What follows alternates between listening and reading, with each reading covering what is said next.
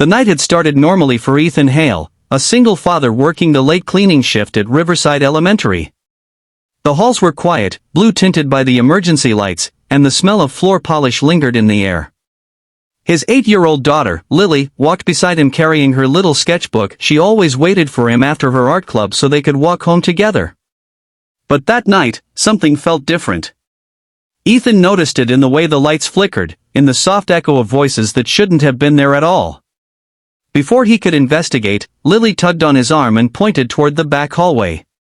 3 men, large, unfamiliar, with hard faces, were trying to break open the school's donation safe. Boxes of Thanksgiving supplies sat scattered around them. Ethan pulled Lily behind him. "Stay behind me, sweetheart." One of the men turned, smirking. "Well, look what we got here. The janitor." The second man cracked his knuckles. "No alarms. No cameras in this hallway. Perfect." Ethan tried to ease Lily further behind him, speaking carefully. "We don't want trouble. Take what you want and go. Just don't come near my daughter." They stepped closer. Lily's voice cracked, soft and terrified. "Daddy, please stop them." Something in Ethan snapped, not with rage, but with a father's primal fear. Everything he tried to bury inside himself for years suddenly surged back. And the men approaching him had no idea that the quiet janitor was once a tactical self-defense instructor, until the world broke him and left him alone with his daughter. He whispered, "Close your eyes, Lily." The first man lunged. Ethan sidestepped and slammed his elbow into the man's jaw so hard he dropped instantly. The second swung a crowbar. Ethan caught his wrist midair, twisted, and forced him to the ground. The man howled, the metal bar clattering away. The third bolted, but Ethan grabbed him by the back of his jacket and pinned him against the wall. All 3 men lay groaning on the floor as the sirens finally echoed outside. Ethan held Lily close. She was shaking. "It's okay," he whispered. "Daddy's here." He expected trouble for himself, maybe questions, maybe suspicion. But what waited for him the next morning was something he never imagined. Chapter 1. Morning sunlight spilled through the apartment blinds when Ethan woke up to the sound of engines outside. Not one. Not two. Many.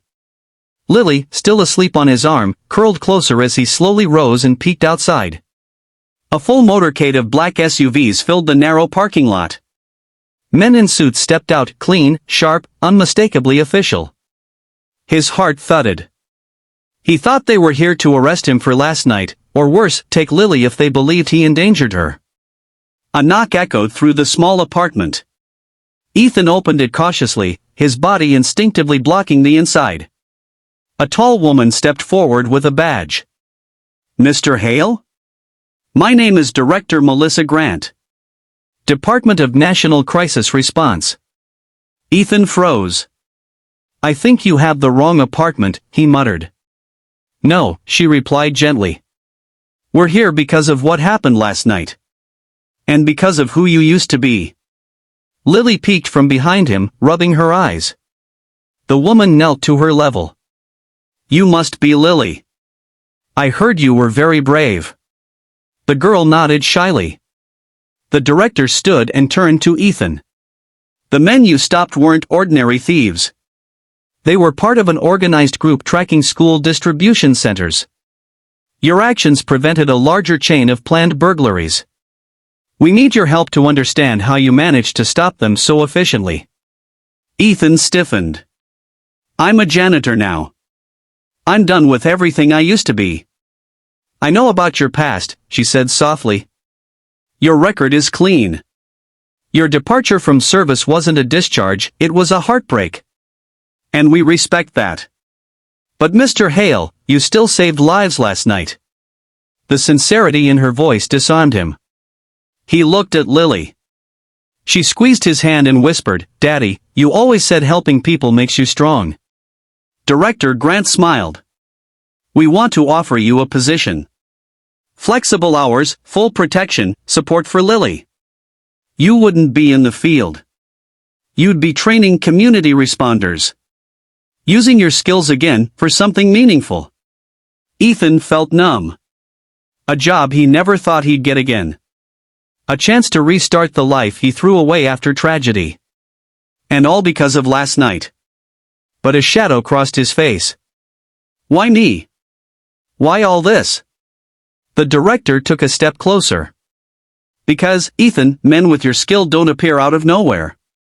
And when they do, we don't ignore them. You have a gift. And your daughter deserves a life built from your strength, not your guilt. Lily tugged on his sleeve. Daddy? You always help everyone at school. Maybe now you can help more people. His eyes softened. Maybe this was happening for a reason. Maybe last night wasn't chaos. Maybe it was a doorway. Ethan exhaled deeply. All right. Tell me what you need. The director's smile returned. We need you to come with us. He hesitated. Lily? She can come, the director said. Always.